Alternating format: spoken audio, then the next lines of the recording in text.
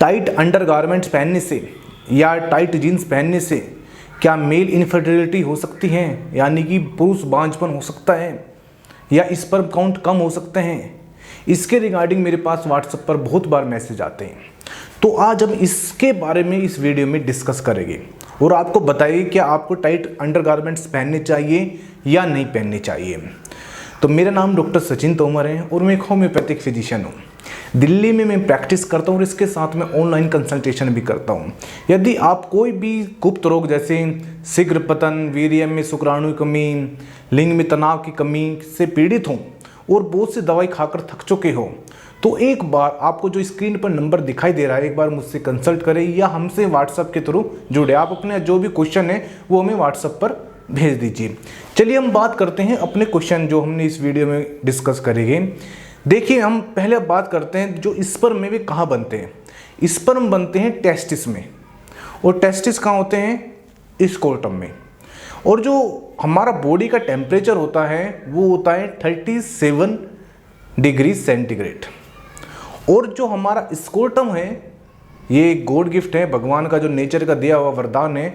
Scrotum का जो temperature है वो है 35 डिग्री सेंटीग्रेड।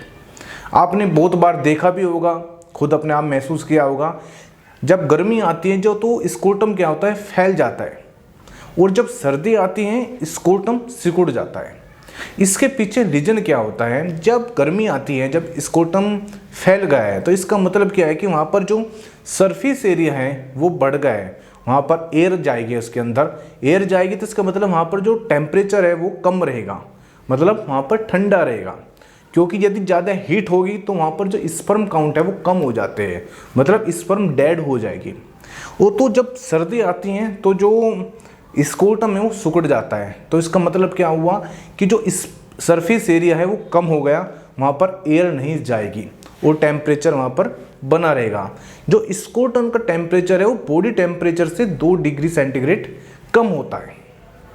इसकी वजह से जो स्पर्म है वे जिंदा रहते हैं और एक्टिव रहते हैं। यदि वहाँ का टेम्परेचर बढ़ा दिया जाए या बढ़ जाए किसी कारण से तो जो स्पर्म है काउंट है वो कम हो जाता है। अब बात करते हैं हमारे जो क्वेश्चन है कि जो अंडरगारमेंट्स है।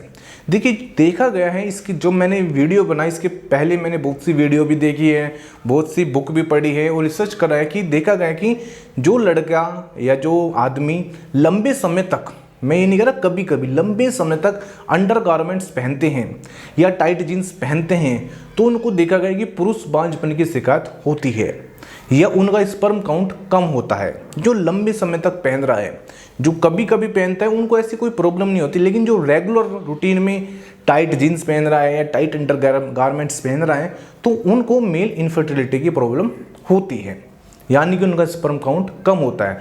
तो ये बात सच है, यदि आप लंबे समय तक पहनोगे तो इसका मतलब है कि आपका स्पर्म काउंट कम होगा।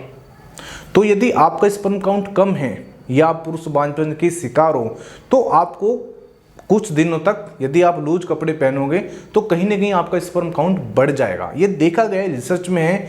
और यदि हम बात करें पिछले 40-50 साल पहले की बात करें, देखो कोई भी सभी के जो 50 साल का आदमी था वो भी बच्चे पैदा करने में समर्थ था। तो इसके पीछे ही रीजन देखा है कि जो पहले आदमी थे वे हमारे देश में पजामा पहनते थे, धोती का यूज था, मतलब कहीं ना कहीं ढीले कपड़े पहनते थे।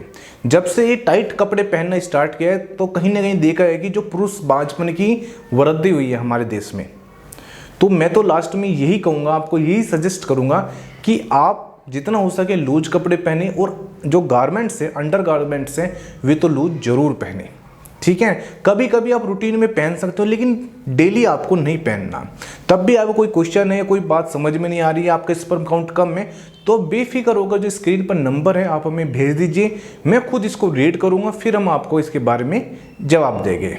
Thank you.